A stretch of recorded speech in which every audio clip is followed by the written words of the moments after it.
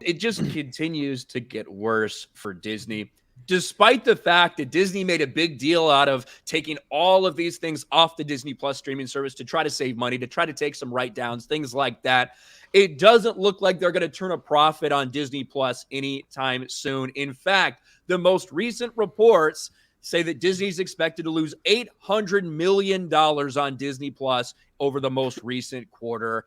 That is an increase in losses from the previous quarter. You're looking at basically $1 billion every quarter. That's what it seems like Disney continues to lose every 3 months. This is a total failure.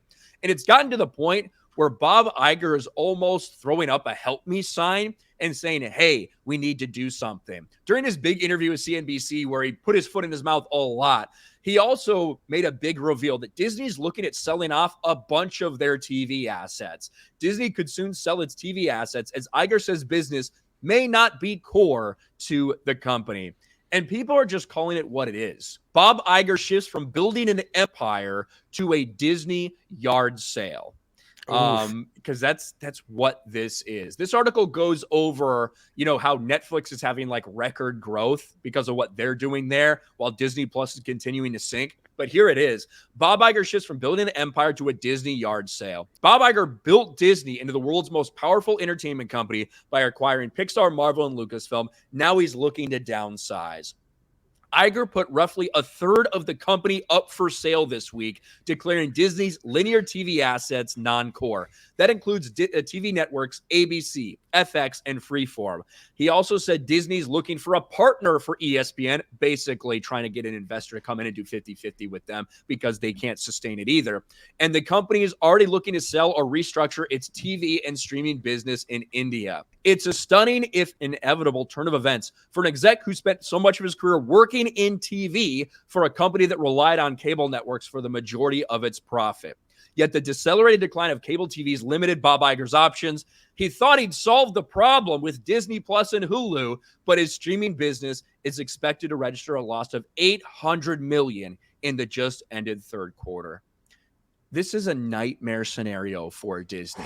We've heard rumors about them wanting to potentially sell to Apple. There's been whispers about that for years at this point.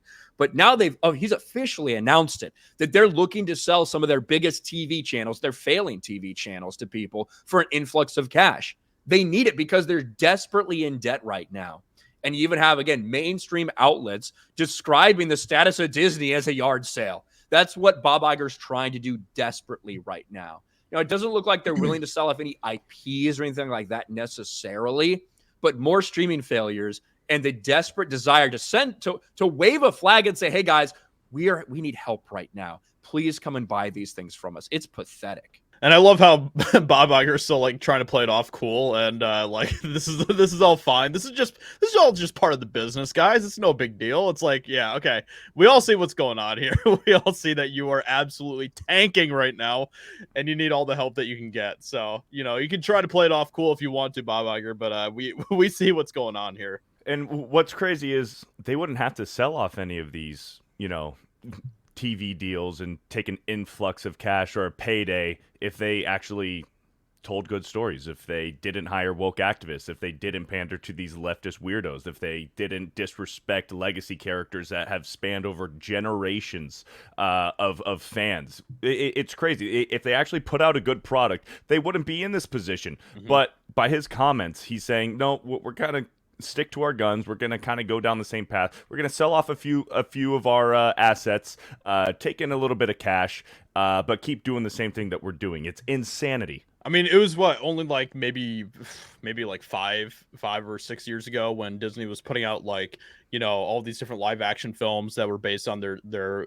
animated films and all that type of stuff. Pretty much everything that they were putting out was almost like hitting $1 billion, making them a profit and all that type of stuff. And look how fast Disney has completely declined over the past couple of years.